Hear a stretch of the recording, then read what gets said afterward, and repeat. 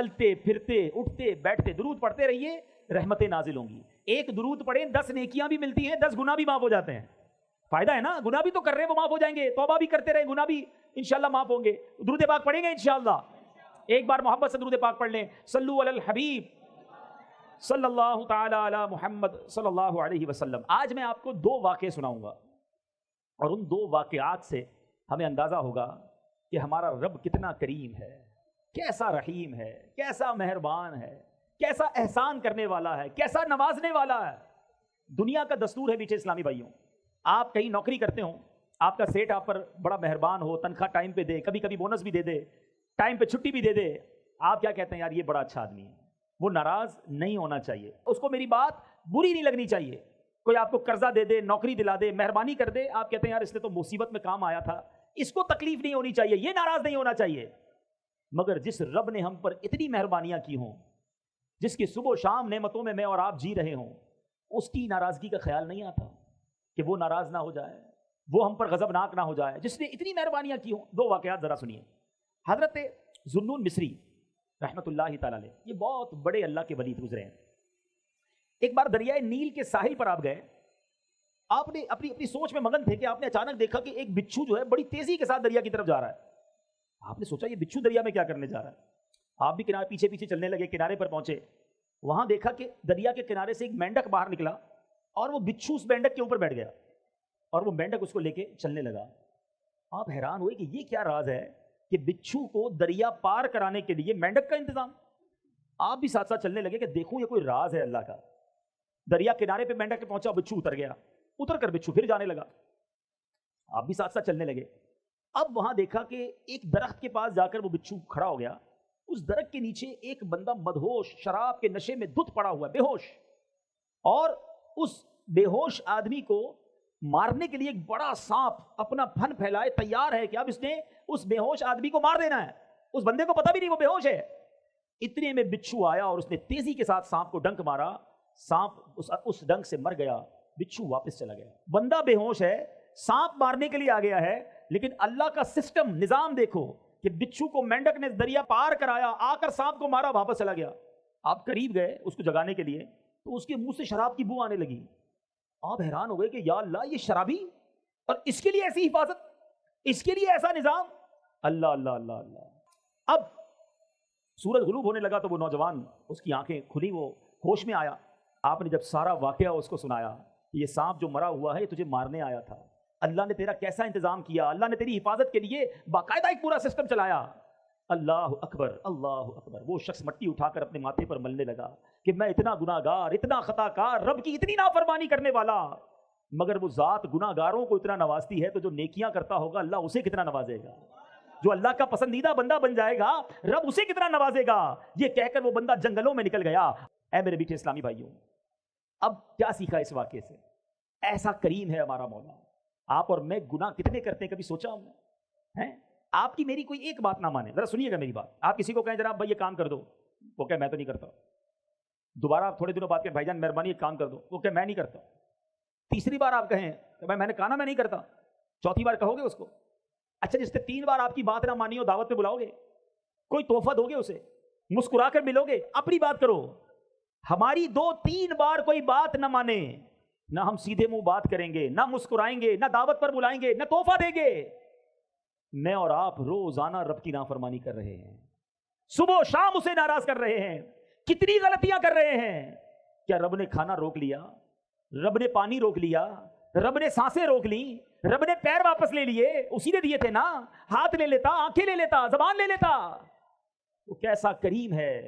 ہم خطائیں کر رہے ہیں، وہ عطائیں کر رہا ہے. ہم اسے ناراض کر رہے ہیں، وہ پھر بھی نواز رہا ہے. ایسے رب کی نافرمانی کی جانی چاہیے؟ ایسے رب کو ناراض کرنا چاہیے؟ تم اپنے سیٹ کو ناراض نہیں کرتے، اپنے مالک کو ناراض نہیں کرتے، اپنے دوست کو ناراض نہیں کرتے. جو میرا خالق، میرا مالک ہمیں نوازنے والا، اسے ناراض کرتے ہیں اور صبح و شام ناراض کرتے ہیں.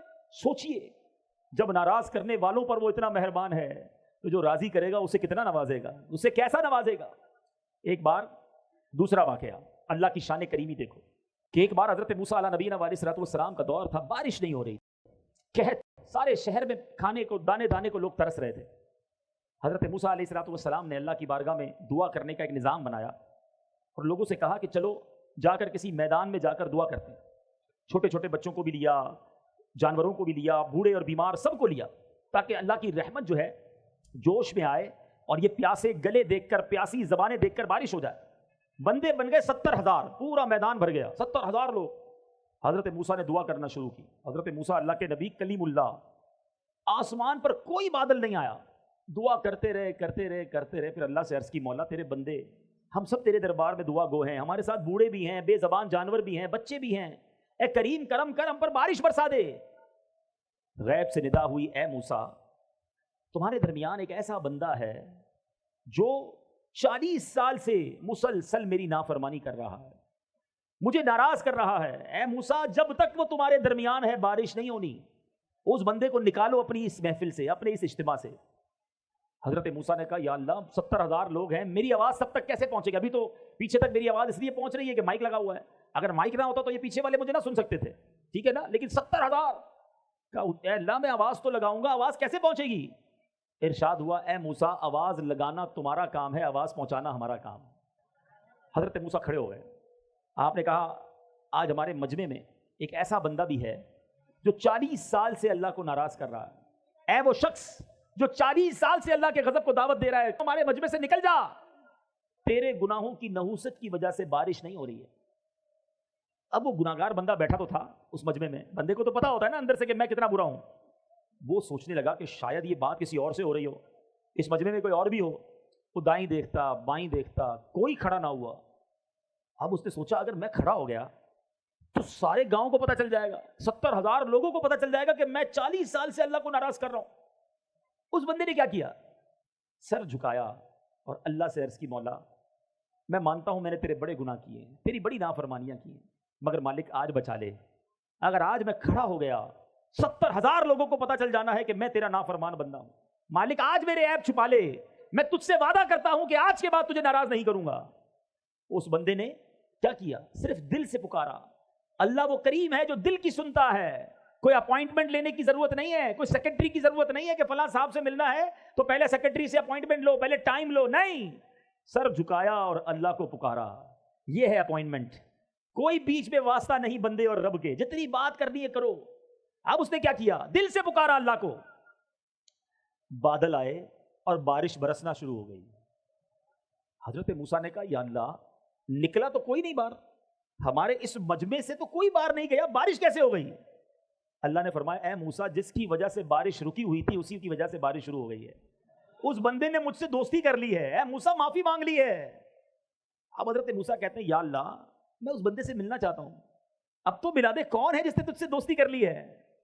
اللہ نے فرمایا, اے موسیٰ جس وقت وہ میرا نافرمان تھا میں نے اس وقت اس کے عیبوں پر پردہ ڈالا, اب تو میرا دوست ہو گیا ہے, میں تجھے کیسے بتا دوں وہ کون ہے؟